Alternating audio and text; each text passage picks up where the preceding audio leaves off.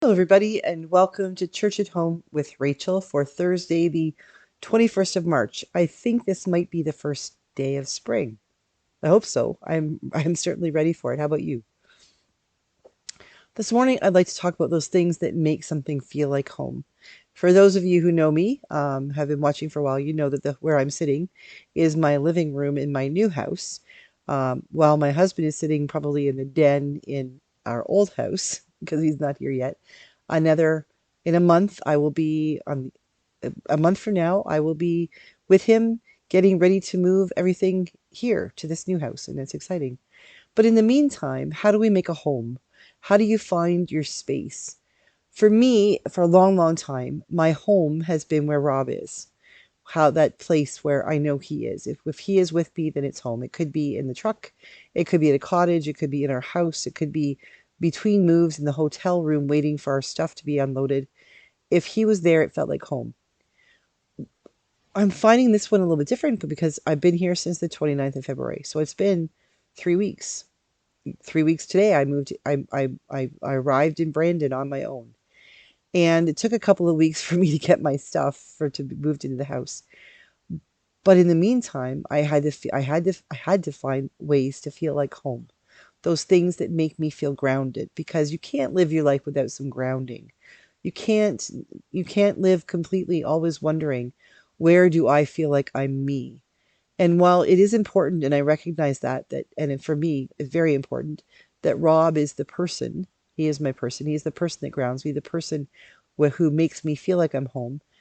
Not always are we able to find that we have that we have a person to make us feel like home. And while it's important, if we have someone who does make us feel like home, we need to be able to do it to be home on our own.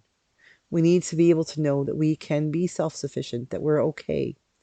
And so I try to find little tricks, little tricks of the trade to help me feel like that.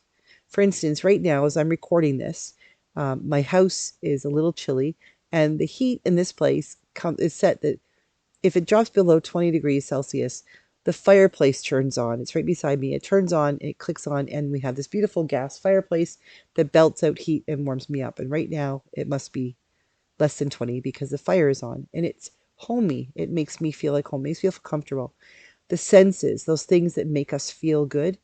I would love to have Rob here with me, beside me for the with the fire, but even though since he can't be, this is one of those things that helps me feel comfortable. It helps me feel physically warm. It's pleasing to the sight.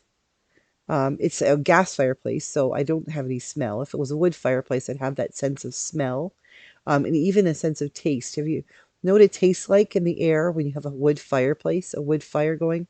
That sort of I don't know. There's something really well. Some of you may not have ever experienced it, but if you've experienced it, you know what I mean. So there's the need, I think, that we all have to make our space our own, to find that little comfortable place. I've got a couple of things here that help me do that. I've got this chair I'm sitting in is where Dude's donkey resides. I brought Dude's toys with me because although Dude is no longer with us, Dude is a huge part of who I am, and his presence in my life helps me to become who I am. And having his toys around they're physical reminders, things that I can touch and I can smell. I'm not going to taste, but I can hear them. This one's got a bit of a paper in its ears that was part of the sensory thing for the dog. These are all things that help me to feel at home. Behind me, I have this beautiful handmade quilt that my friend Madeline made for me, and she had it delivered to the house, and it arrived before I did. When I came to my house on the 29th of February, right there on my doorstep was a package, and in it was this beautiful blanket that when I feel cozy or when I feel cold, I can wrap myself in it, read my book, watch TV, and I know that I'm loved. Because that's really what being home is about, isn't it? Knowing you're someplace where you're loved. And this gift that Madeline gave me is a symbol of that love. It's something that I can hold on to and help me to feel that way. Some of the ways, some of the times in our lives when we're struggling to know where home is. For me, when Rob's not here, for maybe for someone when they're away from home themselves, or have lost a loved one or are separated from them for some reason. For people who maybe don't have someone like that in their lives right now, there there are moments that we can find when we find our home. And I know that that can be a difficult thing to understand, especially if you're going through a difficult season in your life. But the reality is that we can always find peace. We can always find peace. That peace may not be in this moment, the peace that passes all understanding. My peace, like that, will come when Rob's here, because that's when I feel the most peaceful. But that does not preclude me from having peace in my life. There are moments I know that we struggle with things that maybe you've got a loud neighbor whose teenage son likes to play the drums and peace per se is not happening. But we can find a bit of peace in recognizing that we have neighbors, or that our neighbor's son is a burgeoning talent, and he's reaching for that potential he has as a drummer for, some big rock band or something. We need to be able to look at our lives and say what is good. We need to be able to do that. And I know that there, for a lot of people, that can be a tough thing to do. But we need to recognize that quite often finding goodness is a choice. It's like finding home. It isn't perfect. Sometimes things aren't perfect. They're not exactly the way we want them to be. But we can make them a little bit better with our attitude, our sense, like I said, figuring out how we can make someplace feel like home, even if it's not completely home, can still give us that sense of being home.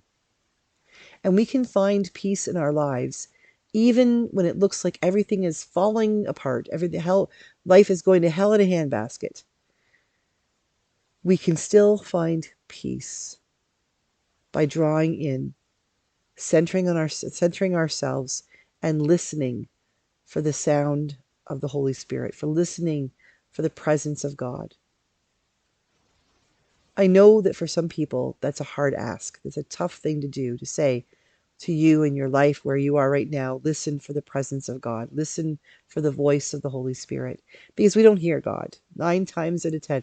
99,999.9 times out of 100,000. I do not hear God's voice. But I hear the voice of someone else saying, I love you. I hear the voice of a child laughing.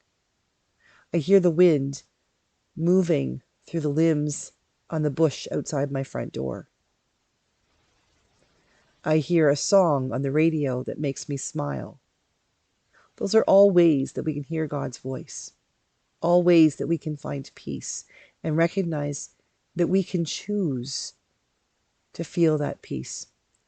This place, this house I am in, I can choose to not feel that it is my home because my husband isn't in it yet.